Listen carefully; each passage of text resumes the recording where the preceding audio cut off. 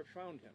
That is correct. At about 5:15 this afternoon, a resident here in the township had contacted our sheriff's dispatch, expressing concerns over one of his vehicles on his property. This is Captain Gary Miller now. Expressing concerns over one of his vehicles on his property. It indicated that the windshield and the side windows were all fogged up.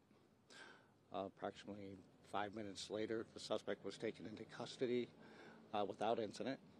We had already mentioned earlier that we had already located the gun and the cell phone that he had discarded after the incident.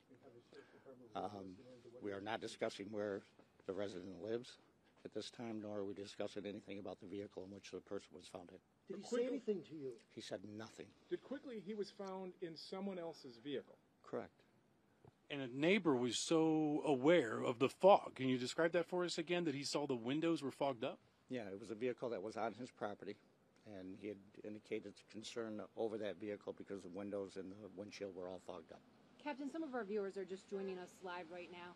Can you recap just how this neighbor was able to help your investigation?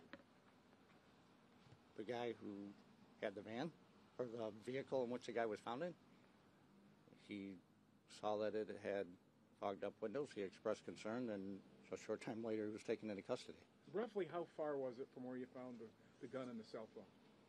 How far from the gun was found not far from the original incident down the street here, and the cell phone was found some distance away from that. How relieved are you?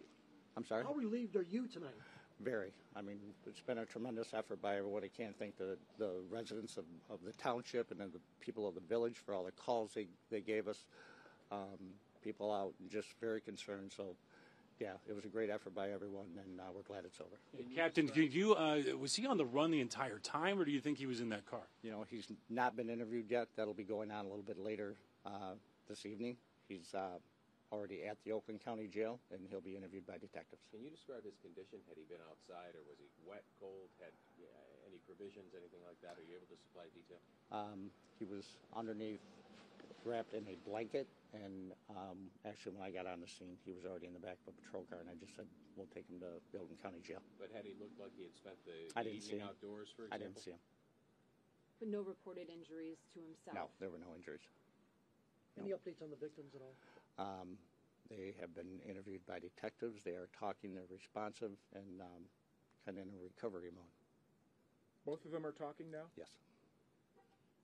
We saw so many law enforcement agencies out working together. Can you talk a little bit about the teamwork that made this possible? Well, you know, I being in this profession for a long time, we're seeing more and more of that all the time. It's just collaborative efforts by law enforcement.